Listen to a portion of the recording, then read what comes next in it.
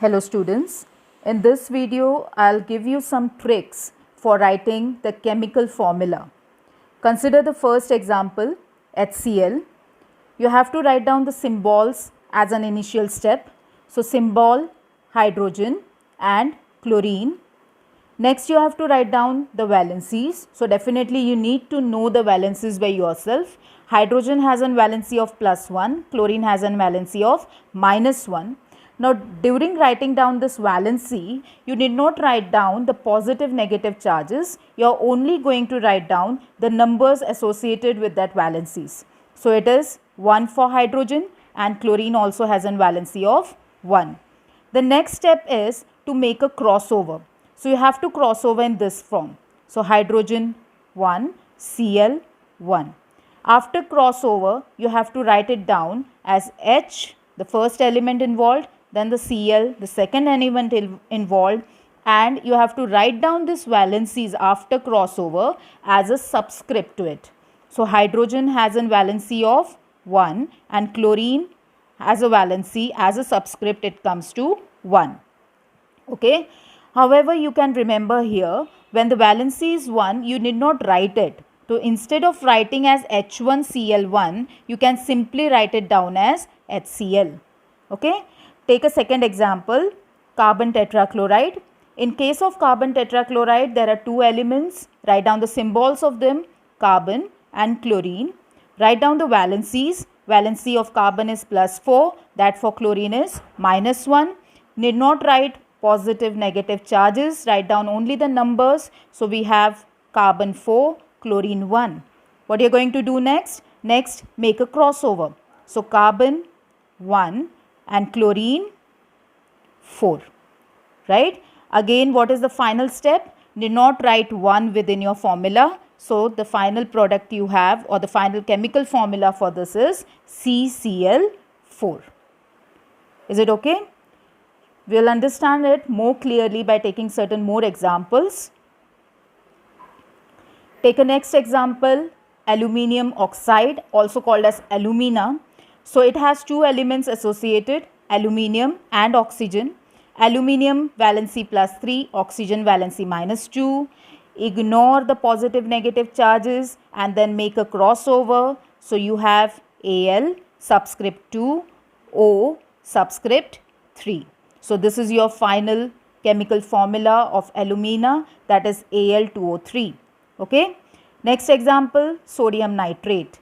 This is a particular example where I am taking you, or I am making you understand regarding if polyatomic ions are present within a formation of a formula. Then since nitrate is a polyatomic ion, that is NO3, you need to know again the associated valency of it. Sodium has a valency of +1, nitrate has a valency of -1.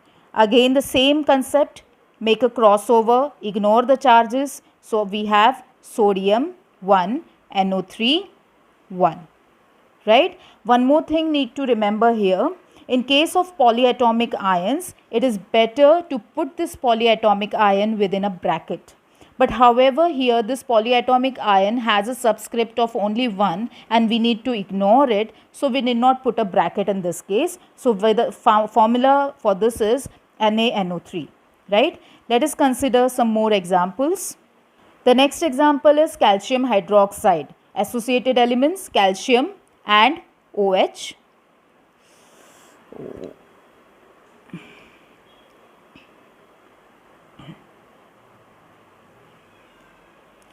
So the next example is calcium hydroxide. Associated elements, calcium and OH ion. Calcium has an valency of +2, OH has an valency of -1. Next step, make a crossover.